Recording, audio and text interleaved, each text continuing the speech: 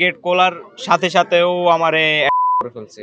আমার ভাইয়ের বদল আর বাইরে যে কে করছে কে তারা করি আলানানের আমরা এটার বদল এটা চাই বিচার বদল বিচার চাই। ও ভাই আমি বাসা থেকে 1টার দিকে খাওয়া দাওয়া করে বের হয়েছি, পর আমি আমার কাজে চলে গেছিলাম। এরপরে আমার আব্বু কল দিছিল, আব্বু কল দিয়ে জিজ্ঞেস করছিল, আব্বুকে কল দিছিল বাসার মালিকে যে বাসায় অনেক চিল্লাচিল্লির আওয়াজ হইতেছিল। বাসার মালিকের কল দিছে, আমাদের উপরে ইতালিয়ানরা থাকে, ওরা কল দিছিল। ওরা কল দিয়ে আব্বুকে কল দিয়ে বলছে তোদের বাসায় ঝামেলা হইতেছে। তা আব্বু ওই জায়গায় একটু বুঝতে ভুল করছিল, আব্বু মনে করছিল আম্মু উপরের তালার ইতালিয়ান যারা ওদের সাথে কোনো ঝামেলা হয়েছে। পর আব্বু আমার কল দিছে, আব্বু আমাকে কল দিয়ে জিজ্ঞেস করছে তুই কোথায়। তো আমি বলছি আব্বু আমি তো কাজে এমনি এমনি ড্রেস চেঞ্জ করতেছিলাম। তো আব্বু বলতেছে তোর আম্মু কি উপরের তালার ওদের সাথে ঝগড়া লাগছে ইতালিয়ান। আমি কই আব্বু আম্মু ওদের সাথে কি ঝগড়া লাগবে, আম্মু তো ইতালিয়ান ভাষা জানে না। আপনি তাড়াতাড়ি কাজ শেষ করে যান, যাই দেখেন কি সমস্যা, আর পরে আমারে কল ব্যাক করবেন। বাসায় যাই কি সমস্যা পরে আমার কল ব্যাক করবেন।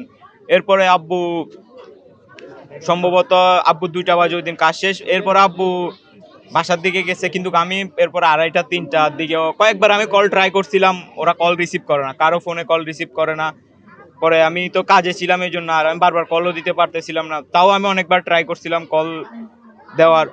পরে এক পর্যায়ে আমি রাতের 9টা বাজে আমার কাজ শেষ করে বাসায় গেছি। বাসায় মানে আমার কাছে আমাদের বাসার চাবি ছিল, তো আমি নিচের গেট খুলে আমাদের উপরের গেট খুলছি। উপরের গেট খোলার সাথে সাথেও আমারে করে ফেলছে। প্রথম মাথায় দিয়ে দেওয়ার সাথে সাথে আমি পড়ে গেছি। পড়ে যাওয়ার পরে ধস্তাধস্তি হয়েছে অনেকক্ষণ, 3-4 মিনিট ধস্তাধস্তি করে এক পর্যায়ে ওরা আমি ফালাই দিছি, ওর হাতরে মুচকায় ঘুরে ওরে ফালাই দিছি। ফালাই দেওয়ার পরে আমি তাড়াতাড়ি দৌড় দিয়ে বের হয়ে চলে গেছি। আমি চাই অতি দ্রুত ওকে অ্যারেস্ট করা হোক এবং ওরা শাস্তির আওতায় আনা হোক। আর ইতালিয়ান পুলিশ স্কোয়াদ্রা মোবিলে গোয়েন্দা বিভাগ ওরা ওদের সর্বোচ্চ দিয়ে কাজ করতেছে ওরা অ্যারেস্ট করার জন্য, বাকিটা ওরা জানে। শাহাদাত হোসেন।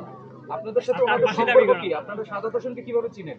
ও আমাদের এই এলাকার লোক, তো ইতালিতে গেছে, তো এই সুবাকে পরিচিত এলাকার থেকে।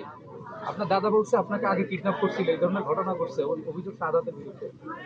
ওইটা এখন শাহাদাত করছে নাকি অন্য কে করছে যায় না। একটা এমনি আমি যখন বাংলাদেশে ছিলাম এরকম একটা ইনসিডেন্ট করছিল। শাহাদাত হোসেন এর সাথে জড়িত যারা আছে তাদেরও আইনের আওতায় আনা হোক এবং সুস্থ বিচার হোক।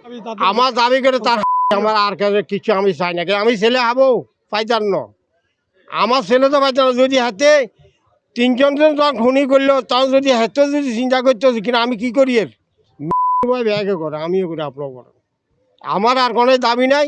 হেতারা যায় বসে সেক্ষেত্রে আমাদের এখানে যেটা একটা মর্মান্তিক ঘটনা, সেক্ষেত্রে অনেক দূর দূরান্ত থেকে আমাদের আত্মীয় স্বজন তারা প্রতিবেশী বিভিন্ন রাজনৈতিক দলের নেতাকর্মীরা এখানে এসে সামিল হয়েছেন।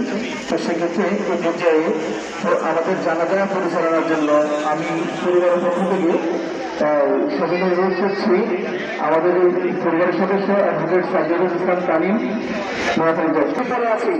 আমরা আপনাদের সবাইকে করজোড়ে অনুরোধ করছি, আপনারা সারিবদ্ধ হয়ে দাঁড়ালে আমাদের জন্য আজকের জানাজা সুশৃঙ্খলভাবে সুন্দরভাবে দ্রুত আদায় করাটা সহজ হয়ে যাবে।